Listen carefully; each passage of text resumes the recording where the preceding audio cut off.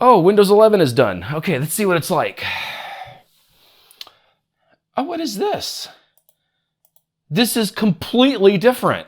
Oh man, that's it. Microsoft did a thing that I don't like. I'm switching to Apple or Linux or I don't know. This week's sponsor is me. If you'd like to support this channel, the best way is to pick up a t-shirt at cybercputech.com. All my t-shirts are extremely high quality and durable. These are the same shirts I wear in videos. So if you like the shirt I'm wearing, then head over to cybercputech.com and pick yourself up one today. Why does every version of Windows have to be different? This always happens. When a new version of Windows comes out, it may be due to people not liking change, or it could be due to the fact that some Windows releases are genuinely bad. Ultimately though, even the good versions of Windows have people threatening to switch to Linux or Apple or whatever. With that said, this is going to be kind of a controversial video. Some of you may agree with me, and for that, cool. But some of you are not going to like it at all. And if you find yourself disagreeing with me, then I welcome your comments down below. But let's remember, it's okay to have different opinions and still be friends. Some people get entirely too emotionally invested in their operating system. You know, my first computer had DOS. That was it. Just a drive letter and a blinking cursor. Since then, I've used Windows, Linux, OS X. And you know, there's things I like about all of them. And there's things I hate about all of them. For the last 15 years or so, I've been using Linux as my daily driver. I use it because it does what I need it to do. I'm not emotionally invested in it. If the day ever came that Linux no longer did what I needed it to do, I would switch to something that did, and I wouldn't even think twice about it. I did 2 videos recently that I don't think everyone watching them understood what I was doing. The first video was the things that I thought sucked in Windows 11, and the second video was the things I thought were great in Windows 11. Neither of these videos were an exhaustive list. There are other things that I hate about Windows 11 and other things that I like. What I was trying to get across in those videos wasn't that Windows 11 sucks or that it's great. I was just giving my gripes and my praises to Windows 11. However, don't think I didn't notice that more people watched the video about what sucks than about what was great. I got so many comments from people who were fed up and were switching to Linux or Apple or something else. I don't know, DOS maybe. Ultimately, I think a lot of people forget the Windows 10 launch. Windows 10 was an absolute disaster. To be perfectly honest with you, I think the Windows 11 launch has been light years ahead of Windows 10. Windows 10 is pretty decent now, and I'm sure Windows 11 is going to be too. We're just gonna have to wait and see. Even Vista was decent after a few years, and that's saying a lot. If you really hate Windows, then maybe switching to something else will work best for you.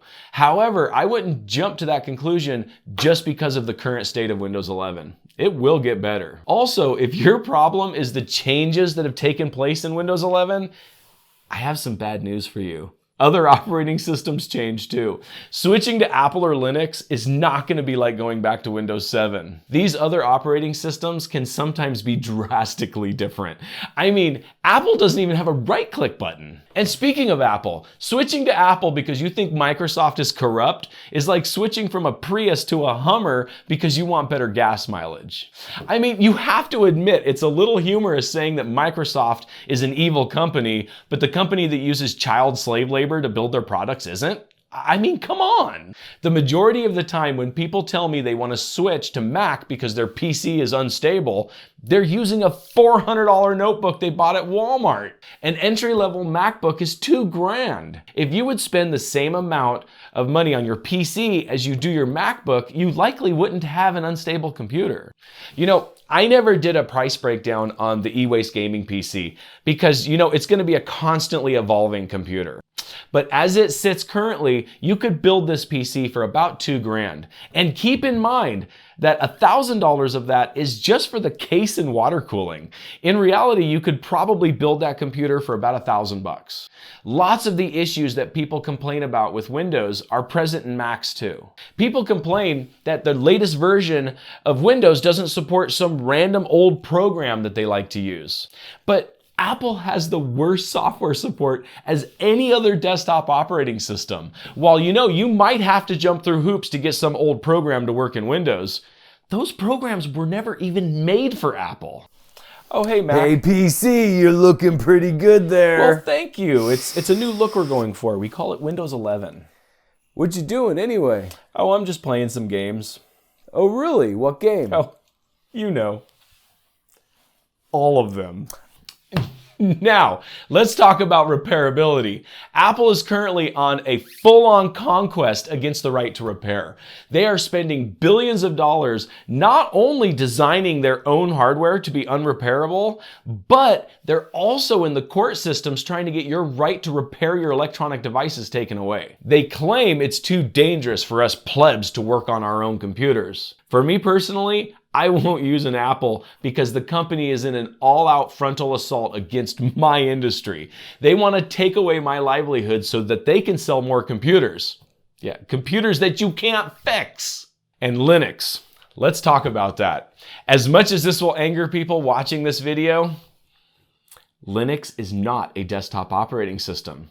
That's right, Linux is great, and it's been my primary operating system for 15 years, but Linux is and will always be an operating system for people who like to tinker. Gaming on Linux has came a long way. With Valve investing time and resources into Wine and Proton, they have given you a very viable alternative for gaming. But when I want to sit down and play GTA 5, I don't want to tinker around and try to figure out why the new update to GTA won't work with this version of Proton, or try to figure out why the Rockstar launcher won't work. It's really cool to be able to play Windows games on Linux, and I'll even be doing a video on that soon. But when I want to play a game, I simply want to sit down and play. I don't want to waste my limited gaming time trying to get a game to launch. You may want to tinker with it, and if that's the case, then awesome. But while you're knee-deep in config files, I'm going to be in the middle of a police chase through the streets of San Andreas. Linux is great, but it's not perfect for everyone. Some people genuinely should be on Windows. To be perfectly honest with you, I prefer it that way. I don't want Linux to become a desktop operating system. I want it to stay an enthusiast operating system because I like to tinker, and I would hate for Linux to become Windows. The day Linux becomes Windows is probably the day that I'm switching to something else, because at that point, it will cease being able to do what I need it to do. Finally, let's talk about Windows. You didn't think I was going to leave that out, did you? Windows, over the last couple of iterations, has become a bloated mess.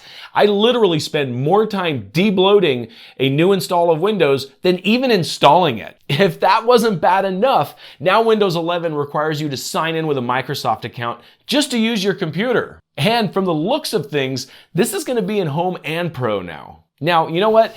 Don't get me wrong. I'm not against Microsoft accounts in general. If you want to use Microsoft services like OneDrive or Office 365 or Game Pass, then by all means, use them. My issue is having to have an account in order to have access to my own computer. What happens when the internet is down and I can't log into my computer because my Microsoft account wants to phone home? Trust me, it happens. I don't need Microsoft's permission to use my computer. And you know what?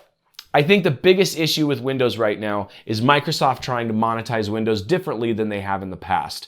It used to be a retail operating system that you purchased and ran on your computer. However, Microsoft is trying to monetize Windows the same way that Google or Facebook does. They're trying to use internet advertising, but the problem is they're using your desktop operating system to do it. This is actually a big issue, but I don't see it changing anytime soon. And you know what? While we're on the subject, I'm not even going to get into Windows 11 hardware requirements. I'll save that for another video. Ultimately though, I'm not going to be switching to Apple. Hell will freeze over before that happens. If you ever hear me say that I'm switching to Apple, you seriously need to call the authorities because I'm likely being held captive. And Linux? Like I said, I'm a full-time Linux user already, but ultimately, I'm not a fanboy of any operating system. An operating system is a tool used to perform a task. I'm not going to use a Phillips screwdriver to turn a bolt. I'm going to use whatever tool performs the task the best. In my day-to-day computer needs, that's going to be Linux, because Linux is awesome, and the freedom to do whatever you want with your computer is pretty cool. But when I'm gaming, it's going to be in Windows because it just works. And when I'm editing videos, it's going to be in Windows because it just works. Now, when I want to step over a puddle and not get my feet wet, then I might use a MacBook. All I'm saying is use whatever operating system works for you and for what you're doing, and don't try to be pressured by other people to switch to something else. If Windows is currently working for you, then don't quit on it simply because the new version does or doesn't do something you like. We have 3 more years of Windows 10, and in that time, Windows 11 will evolve.